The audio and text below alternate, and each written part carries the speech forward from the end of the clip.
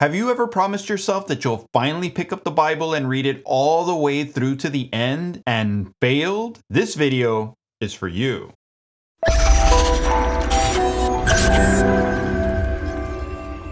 So let me take a guess. A while back, you said to yourself, I'm finally going to sit down and read the whole Bible. So you went and got yourself a brand new Bible because, of course, you needed a new one. And this time, you told yourself it'll be different. You said to yourself, this time, I'm going to read the whole thing.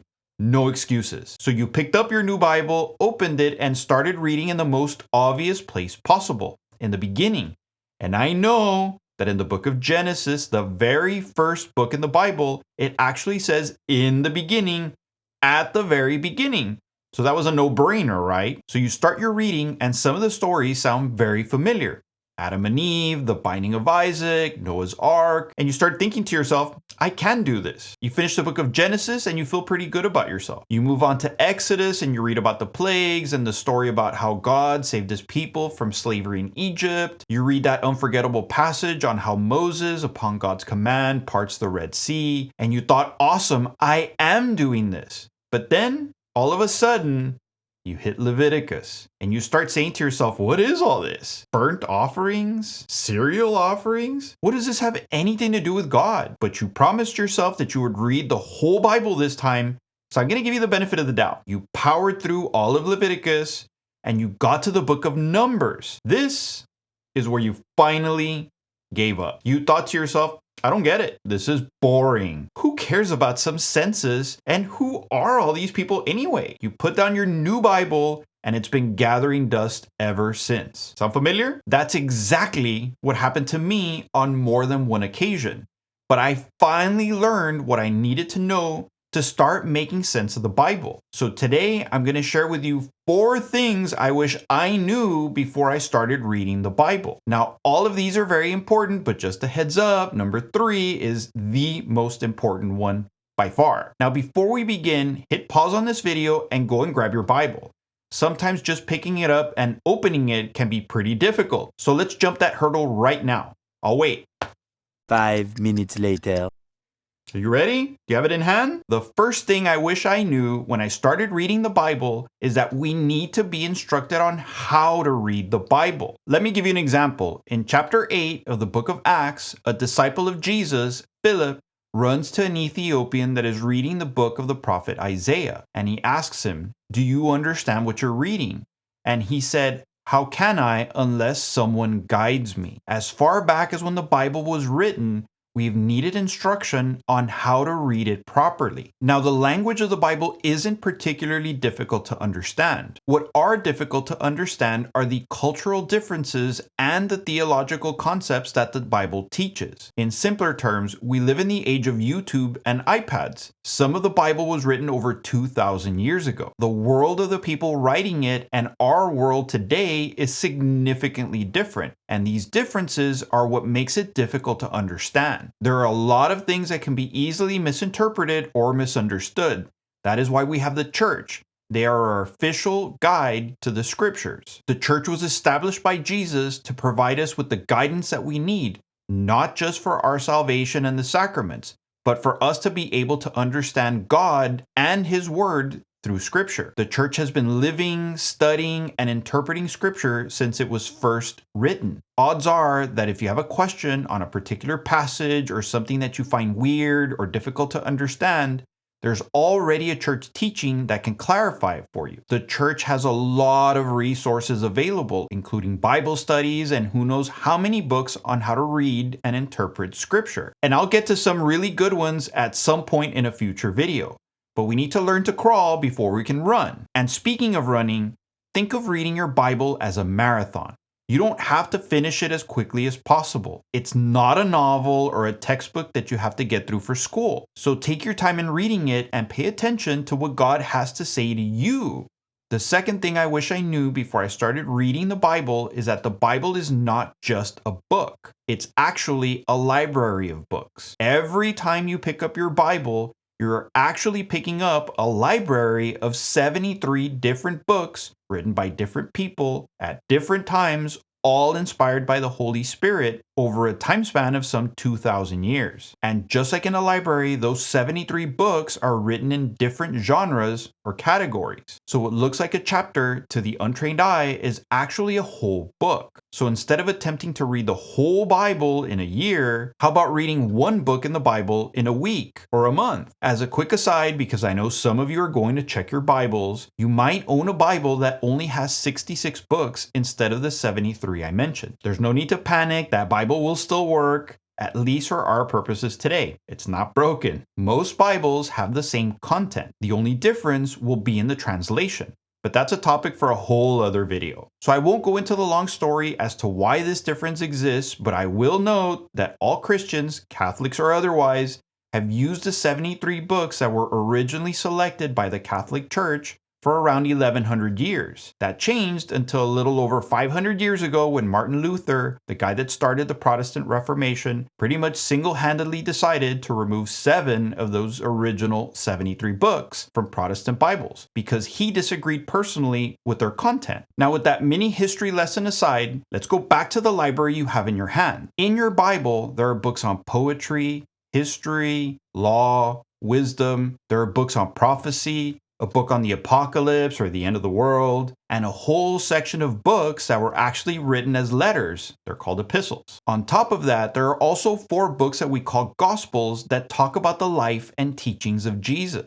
So now that we know that the Bible is not a single book, but a library, where do you get started? This is where we jump into the third thing I wish I knew before I started reading the Bible. And remember, as I mentioned earlier, this is the most important one. The absolute best way to begin reading the Bible is to start at the heart of the Bible, the Gospels. You can find the books of Matthew, Mark, Luke, and John at the beginning of the New Testament. This is where you will find what you're looking for. When we all pick up the Bible, what we're looking for is God. And in order to know God, we need to know Jesus. Jesus tells us, if you knew me, you would know my Father also. Once you're familiar with Jesus, his life, his teachings, and ultimately his death and resurrection, you will find God, and the entire Bible will begin to make a lot more sense for you. The reason for this is because the entire Bible, from the first page to the last, centers around God and his relationship with his people. But more directly, it is about Jesus and his relationship with you. When you read your Bible, it doesn't matter where in your Bible you're reading, there are hints of Jesus everywhere. This is something called typology, and I'll discuss it in a separate video, probably the next one that I'll shoot. But on top of that, you need to pay attention to what Jesus is telling you. But you can't find Jesus anywhere in your Bible if you haven't read the Gospels, because you don't know what you're looking for. So now that we've narrowed down where to begin reading the Bible, there are 4 Gospels. So which one should you read first? In my opinion, I don't think it really matters, but I would suggest you start with one of the first 3, Matthew, Mark, or Luke. These 3 Gospels are called the Synoptic Gospels because they're all told from a similar point of view. As you read through them, you will notice that they contain a lot of the same stories. You might even think to yourself once or twice, hey, I already read this before, but that's probably because you read it in a prior Gospel. No worries, that's the way it's written. Once you're done with those 3, then you can jump into the Gospel of John. You will find that that Gospel is very different from the other 3, and it might be a little bit more challenging to read. Once you read all 4 Gospels, and hopefully reread them a couple of times before you move on to anything else,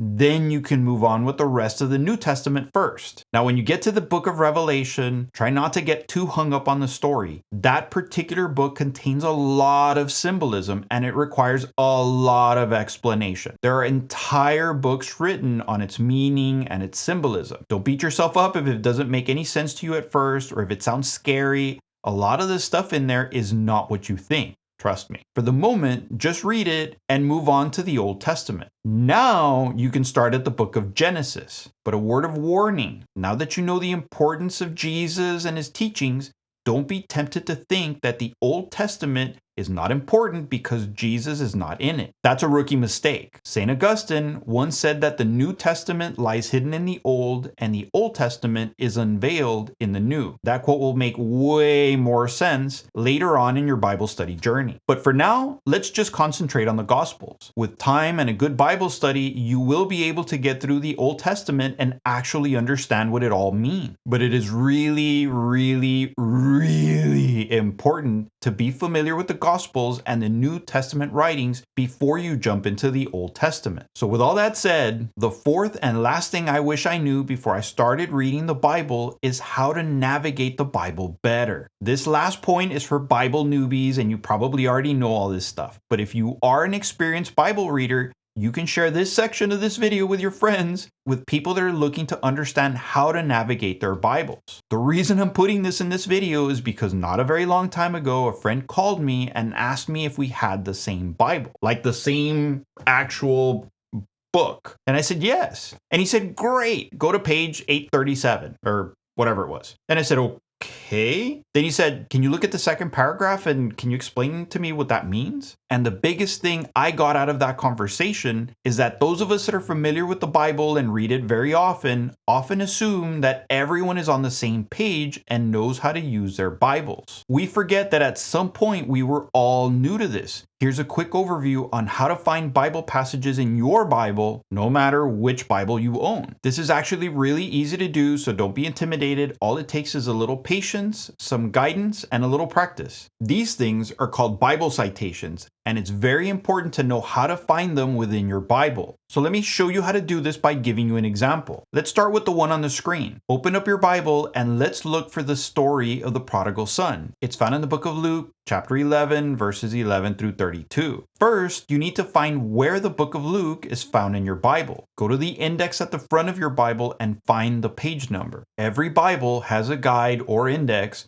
with all the names of all the books in it in alphabetical order. Sometimes they even have their abbreviations. This way, you know on what page that book starts in your Bible. So in my Bible, the book of Luke is found on page 1333. So let's find it. A few moments later. Now that we've found the book that we're looking for, let's concentrate on the numbers that were given, 15, 11 through 32. The first number is always a chapter number, so we're looking for chapter 15. So let's find chapter 15. A few moments later. Now that we're at chapter 15, notice that almost every line has a number that corresponds to it. These numbered lines are called verses. So the parable of the prodigal son is located in the book of Luke in chapter 15 in verses 11 through 32. This same structure is found all throughout your Bible. So now, with a little bit of practice, you hopefully will be able to quickly and easily find passages you may see online or hear at Mass. Now, some of these books have the same name,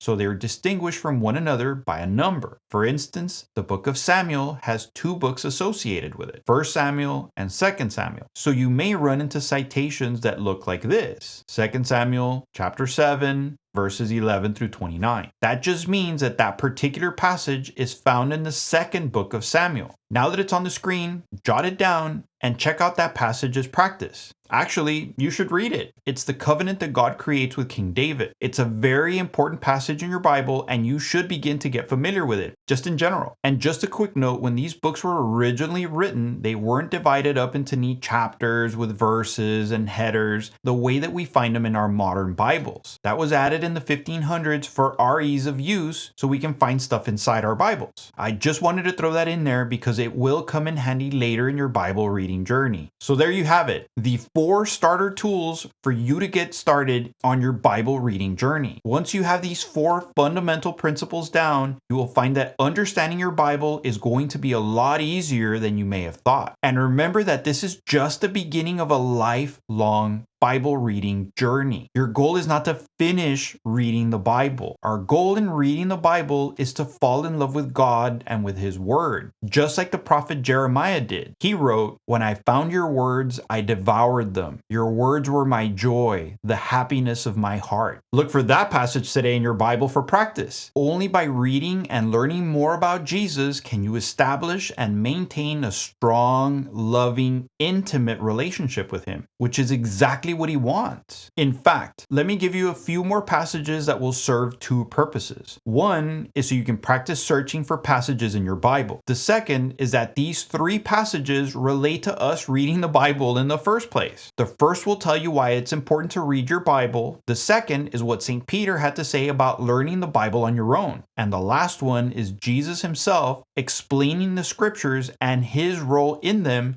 on the road to Emmaus. That last one is pretty awesome because it is Jesus himself giving a Bible study to two of his disciples after his resurrection. And this reminds me of another great tip. When you see a Bible quote that you like, don't be afraid to read what comes before it and after it. It will not only give that particular passage context, but it may have a far deeper meaning for you if only you read a bit further. The Bible is a complete how-to guide so you can live a full and fulfilling life, even through its trials, disappointments, and pain. Trust me when I tell you that true peace, joy, and happiness can only be found in and through God. Nothing else comes close. I pray and hope that you dust off your Bible today and begin reading about our Lord Jesus so you can get to know him better. I know that he can and will change your life in ways that you can't even imagine. All you have to do is allow him into your mind and your heart. As you progress on your Bible reading journey, don't be afraid to look for Bible studies and books that provide explanations on how to read it. But one thing I highly recommend is that when you do look for these resources, please make sure that they come from a good Catholic source. This is really, really, really important because if you're new to the faith, you need instruction on the true teachings of the Catholic Church. I cannot overstate the truth and beauty of our faith, but I do have to warn you, there is a lot of confusing and some outright information out there, especially on the internet. So make sure you get your info from a good source so you can move in the right direction from the very beginning. Once again, thank you for sticking around with me till the end of this video. If you like this content, please like, share, and subscribe. It really helps out our channel. Please pray for me, and I will definitely pray for you. And as always, remember to live your life for God's greater glory. God bless.